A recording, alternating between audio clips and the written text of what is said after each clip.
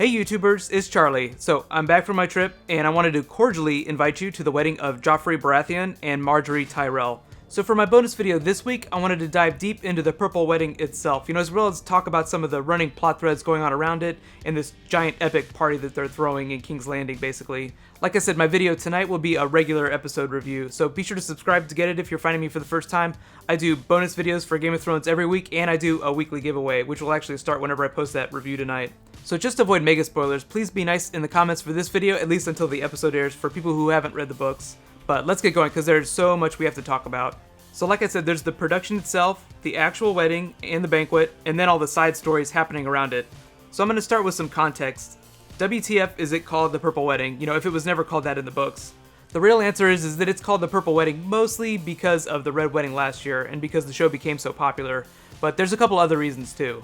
The color purple itself was chosen just because of the color of the MacGuffin, the thing that drives the plot forward but isn't necessarily that important. I'm not going to say what that is here, but essentially it's this small thing that just gets overlooked and ends up becoming much more important than you think it is, and it just happens to be purple. The term, the Purple Wedding, is never used in the books, but because, the Red Wedding episode last year became so popular, colored weddings became a thing. So now we know why it's called the Purple Wedding, but there's so much more going on besides the wedding and the banquet itself. It's easy to get distracted with all the shininess in the trailers. So as epic as the wedding is, it almost didn't happen. Remember in Season 3 and in Season 2, they kind of alluded to the fact that the Crown is essentially bankrupt. They're like in super debt to the Lannisters and the Iron Bank. The Lannisters own about half their debt, the Iron Bank the rest.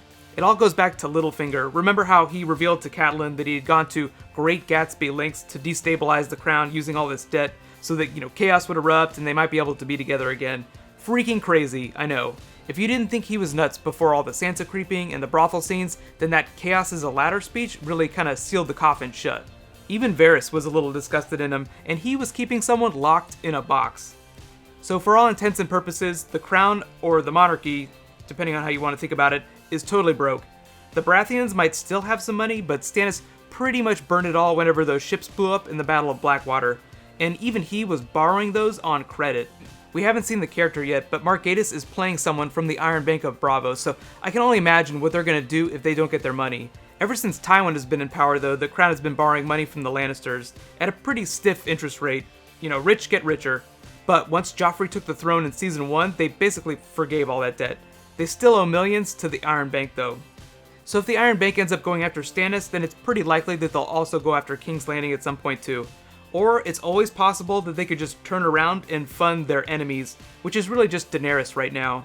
That's actually a pretty interesting way to win a war, just cut off their supply of money and fund their enemies. That's why we saw that scene with Tywin and the Queen of Thorns last season where they haggled over who would pay for Joffrey and Margaery's wedding, because the crown itself could not. Think about the War of the Five Kings this way now. Anyone who becomes king next would inherit all that debt. So just ask yourself, how badly do you want the Iron Throne now, if you know that you're entering into that situation? Now that we understand the shitstorm of debt and the Iron Bank brewing around King's Landing, let's talk about the actual shooting of the episode itself, the actual production. The way the actors actually talk about the wedding makes it sound like it's the most baller thing that's happened in Westeros ever. I can't imagine the Targaryens went too crazy with their weddings just because they were sister-wiving so much.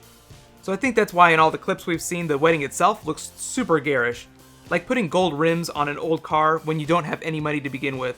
Charles Dance actually said that the wedding and the banquet themselves felt like its own little short film inside this episode just because it was so elaborate.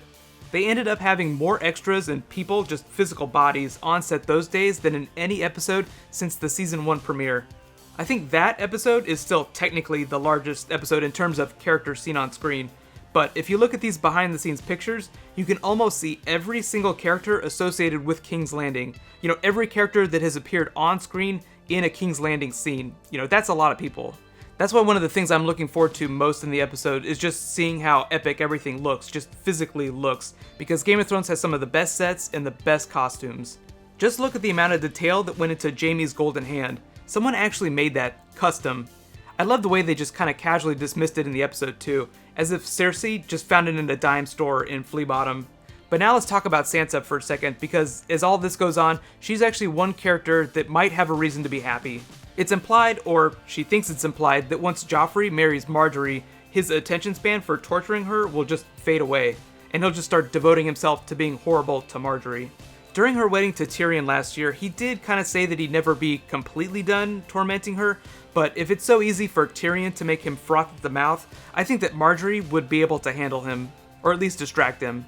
Last week during the first episode, we also got to see a lot of new scenes with the Queen of Thorns, who is a really interesting character and I think really important, but because she's a female on the show, the other characters just kind of casually dismiss her, so I'll be watching her very closely during this episode. I kind of think of her as like a female Tywin, they are pretty evenly matched. And she has been learning all about Joffrey's true nature, so just because Margaery is willing to jump into bed with the monster, so to speak, doesn't mean that her family isn't taking steps to protect her. So the characters that I'm planning on watching really closely in this episode are going to be, Joffrey, Margaery, of course, Sansa and Tyrion, just because they're so interesting, and the Queen of Thorns. Don't forget though, there's also a bunch of Bran scenes too. Bran is still on his journey to find the three-eyed raven beyond the wall, so I'm really interested to see how those scenes in this episode, work against the wedding scenes. There's so many more crazy things that'll happen in the episode and at the wedding itself, so it's really hard to just pick a few characters to follow. So all that being said, let me know, what are you most looking forward to in the episode? The wedding itself, which is going to be totally crazy, the Bran scenes, or do you think we're going to get some surprise Stannis? So like I said, my actual episode review will dive a lot deeper into specific moments from the episode, as well as that purple MacGuffin. I'll explain that a little bit more.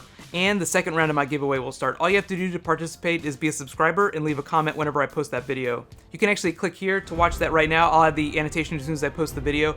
And you can click here to watch all my other Game of Thrones bonus videos. Thank you so much for watching. I'll see you guys tonight. It's going to be so awesome. High fives.